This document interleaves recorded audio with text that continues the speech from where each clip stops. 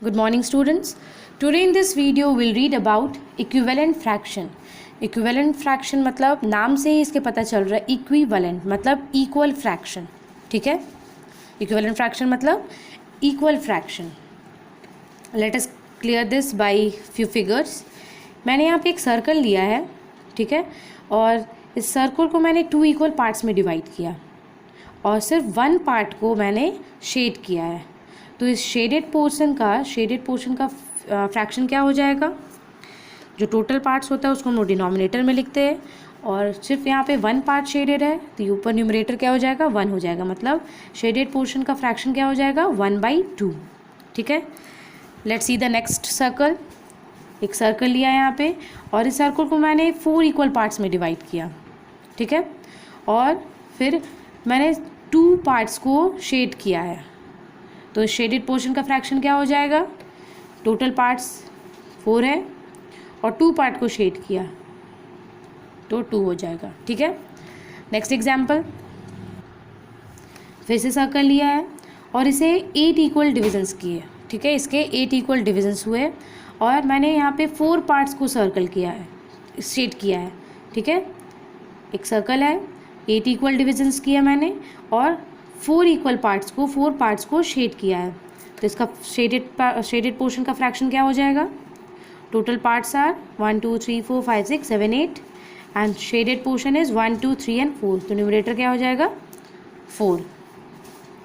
Numerator will be 4. Again one circle, एक circle है और इसमें 16 टोटल इक्वल डिविजन्स है. कितने टोटल इक्वल डिविजन्स है? 16.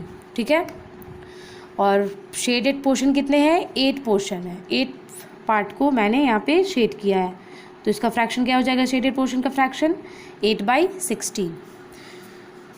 यहाँ पे जो 4 फ्रैक्शन आए मेरे, दैट इज़ 1/2, 2/4, 4/8 एंड 8/16, ये सारे क्या है? इक्विवेलेंट फ्रैक्शन है. ये सारे क्या है? 1/2, 2/4, 4/8 एंड 8/16 सारे इक्विवेलेंट फ्रैक्शन है. कैसे? क्योंकि जितने भी शेडेड पार्ट है, शेडेड पार्ट का जो पोर्शन है वो सारा सेम है.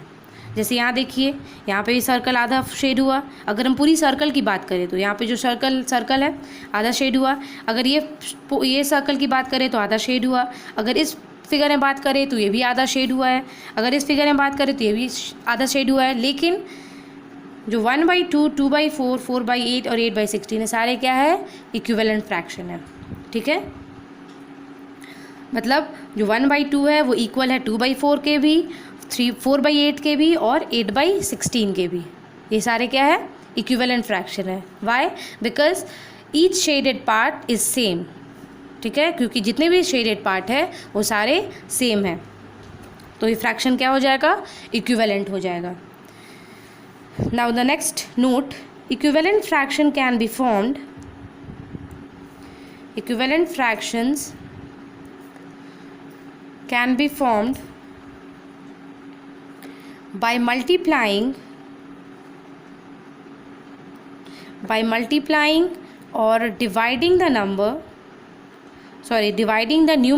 the numerator and denominator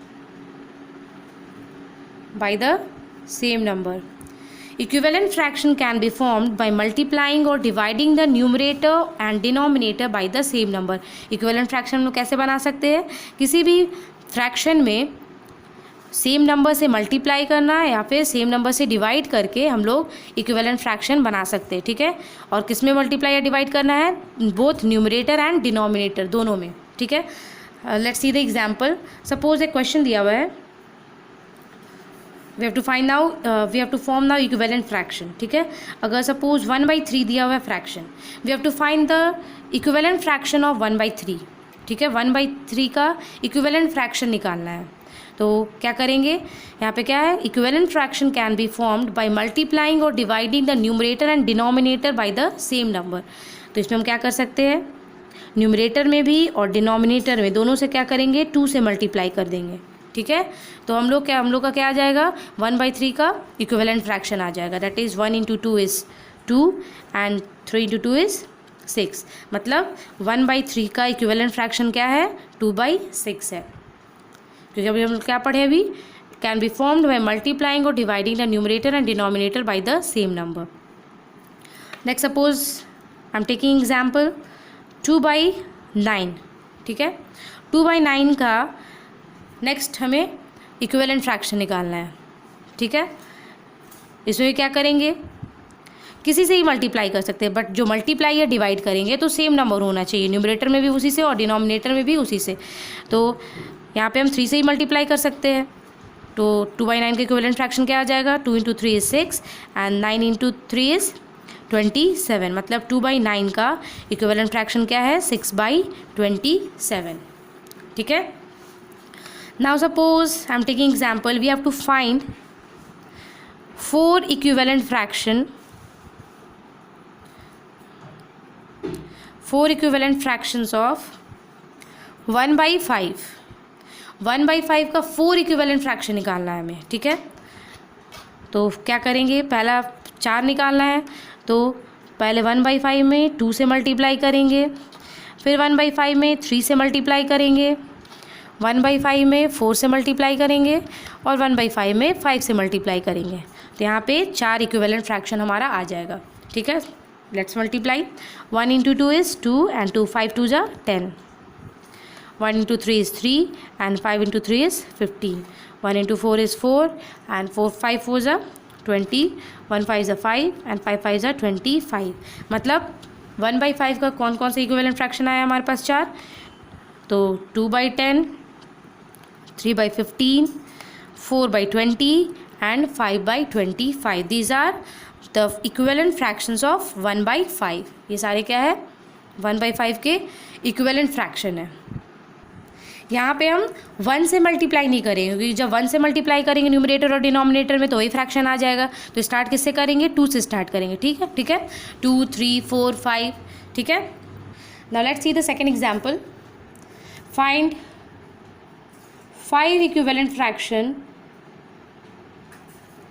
5 equivalent fraction of 3/7। 3/7 का हमें यहाँ पे 5 इक्विवेलेंट फ्रैक्शंस निकालना है।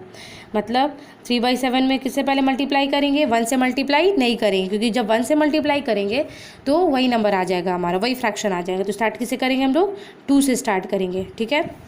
3/7 में फिर 3 से, 3/7 में 4 से, 3/7 5 से मल्टीप्लाई एंड 3/7 न्यूमरेटर और डिनोमिनेटर दोनों में 6 से मल्टीप्लाई, ठीक है। तो 3 × 2 is 6 and 7 2 is 14, 3 3 is 9 and 7 3 is 21, 3 4 is 12 and 7 4 is 28, 3 5 is 15 and 7 5 is 35, 3 6 is 18 and 7 6 is 42। तो 3/7 के इक्विवेलेंट फ्रैक्शन क्या क्या आ गए हमारे पास, 6/14, 9/21, 12/28, 15/35 and 18/42। These are 5 equivalent fractions of 3/7, ठीक है। नाउ अगर दिया हुआ है find equivalent fraction, right equivalent fraction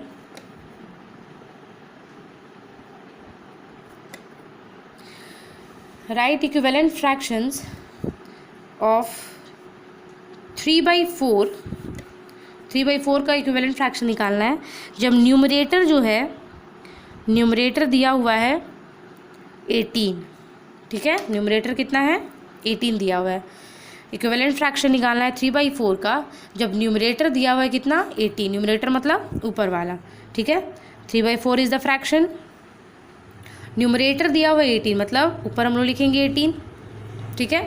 तो इस 18 को हम लोग क्या करेंगे, 3/4 जो फ्रैक्शन उससे थोड़े दूर पे इक्वल टू देकर हम लोग ऊपर लिख देंगे, क्योंकि यहाँ पे न्यूमरेटर 18 है, तो इसलिए हम लोग क्या करेंगे, इक्वल टू के बाद इधर ऊपर न्यूमरेटर में 18 लिख देंगे, ठीक है। नाउ अब यहाँ पे बताना है कि यहाँ पे कौन सा नंबर होगा, ठीक है। तो 3 में कितने से मल्टीप्लाई करेंगे यहाँ पे कि 18 आया, यहाँ पे 3 में किसी नंबर से मल्टीप्लाई हुआ होगा तभी तो 18 आया। तो 3 में कौन नंबर से मल्टीप्लाई करेंगे, 18 आएगा, 6 से। जब न्यूमरेटर में भी 6 से कर रहे हैं मतलब डिनोमिनेटर में भी 6 से करेंगे। फ्रैक्शन का रूल है कि अगर न्यूमरेटर में जिस नंबर में न्यूमरेटर से मल्टीप्लाई हो रहा है तो डिनोमिनेटर में भी उसी नंबर से मल्टीप्लाई होगा, या फिर जिस नंबर में डिनोमिनेटर मल्टीप्लाई हो रहा है किसी नंबर से तो न्यूमरेटर में भी उसी नंबर से मल्टीप्लाई होगा। तो यहाँ पर मैंने 3/4 जो फ्रैक्शन है तो 18 3 में कितने से मल्टीप्लाई होगा कि 18 आएगा, तो 6 से मल्टीप्लाई होगा। तो जब न्यूमरेटर में 6 से मल्टीप्लाई किया तो डिनोमिनेटर में भी 6 से, ठीक है। तो 4 × 6 इज़ 24, तो मतलब यहाँ पे डिनोमिनेटर में क्या होगा 24। तो 3/4 का इक्विवेलेंट फ्रैक्शन क्या आ गया 18/24, ठीक है। Let's see the second example. Right equivalent fraction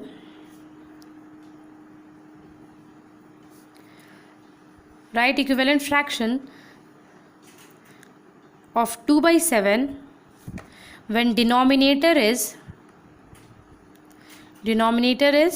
35, ठीक है। फ्रैक्शन जो है वो 2/7 है और डिनोमिनेटर क्या है 35। We have to find the equivalent fraction, ठीक है। तो 2/7 फ्रैक्शन है, डिनोमिनेटर दिया हुआ है 35, मतलब इक्वल टू देकर हम लोग यहाँ पे नीचे में 35 लिखेंगे, ठीक है। तो हम लोग को यहाँ पे कौन सा नंबर है ये बताना है। तो 7 में कितने से मल्टीप्लाई हुआ होगा तो 35 है, किसी नंबर से तो मल्टीप्लाई हुआ होगा 7 में, तभी तो 35 आया। तो यहाँ पे डिनोमिनेटर में हम लोग यहाँ पे 5 से मल्टीप्लाई किए। जब डिनोमिनेटर में 5 से मल्टीप्लाई हो रहा है मतलब न्यूमरेटर में भी 5 से मल्टीप्लाई होगा, ठीक है। तो 5 × 2 = 10, मतलब 2/7 का इक्विवेलेंट फ्रैक्शन क्या आ गया 10/35, ठीक है। नाउ नेक्स्ट एग्जाम्पल, ये था मल्टीप्लिकेशन के बारे में। अब हम लोग देखेंगे डिवीज़न के बारे में, ठीक है। Right equivalent fraction of 32/56 when denominator is 14। 32/56 का इक्विवेलेंट फ्रैक्शन निकालना है जब डिनोमिनेटर कितना दिया हुआ है 14 दिया हुआ है। इक्वल टू देकर 32/56 है, इक्वल टू का साइन देकर डिनोमिनेटर में 14 है, मतलब यहाँ पे नीचे में 14 है, ठीक है। अब यहाँ पे तो 56 से तो मल्टीप्लाई नहीं हुआ होगा किसी नंबर, 56 से तो मल्टीप्लाई नहीं किए होगे किसी नंबर में, 56 में तो मल्टीप्लाई नहीं हुआ होगा कि 14 आया, मतलब यहाँ पे क्या हुआ होगा डिवीज़न हुआ होगा, ठीक है। तो 56 में कौन से नंबर से ऐसे डिवाइड हुआ होगा कि 14 आया यहाँ पे। तो क्या करेंगे, जब पता ना चले कि कौन से नंबर से डिवाइड हुआ तो क्या करेंगे, इस 56 को 14 से डिवाइड कर देंगे, ठीक है। तो 56 कितने टाइम्स में आता है 14 के टेबल में 4 टाइम्स, मतलब ये 4 से डिवाइड हुआ होगा, ठीक है। जब पता ना चले कि यहाँ पे कौन से नंबर से डिवाइड हुआ है तो क्या करेंगे, इस जो इधर जो एक फ्रैक्शन दिया हुआ है इस डिनोमिनेटर को क्या करेंगे, फ्रैक्शन को नीचे वाले डिनोमिनेटर को डिवाइड कर देंगे, ठीक है। तो 56 जो है वो 14 से 4 टाइम्स में आता है, मतलब यहाँ पे किस नंबर से डिवाइड हुआ होगा 4 से, ठीक है। जब डिनोमिनेटर में 4 से है मतलब न्यूमरेटर में भी 4 से, तो 32 को जब डिवाइड करेंगे 4 से तो कितना आएगा 8, मतलब 32/56 का इक्विवेलेंट फ्रैक्शन क्या आया 8/14, ठीक है। वंस मोर, राइट इक्विवेलेंट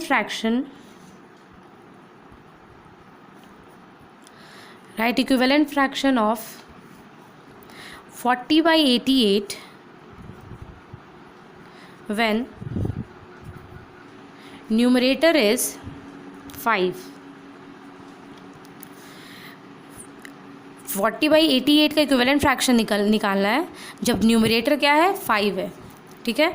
40/88 और न्यूमरेटर कितना दिया हुआ है 5। अब यहाँ पे देखिए 40 में तो मल्टीप्लाई नहीं करेंगे कि 5 लाएंगे, मतलब यहाँ पे क्या हुआ होगा डिवीज़न हुआ होगा। तो 40 में कौन से नंबर से डिवाइड करेंगे, 40 को कौन से नंबर से डिवाइड करेंगे कि 5 टाइम्स में डिवाइड हो जाएगा 8 से, ठीक है। मतलब जब न्यूमरेटर में 8 से कर रहे हैं तो डिनोमिनेटर में भी 8 से करेंगे, क्योंकि ये फ्रैक्शन का रूल है। जब 88 को 8 से डिवाइड करें तो कितना आएगा 11। तो 40/88 का इक्विवेलेंट फ्रैक्शन क्या आ गया 5/11, ठीक है। These were all about equivalent fraction. I hope that you have understood this topic. That's all for today. Thank you.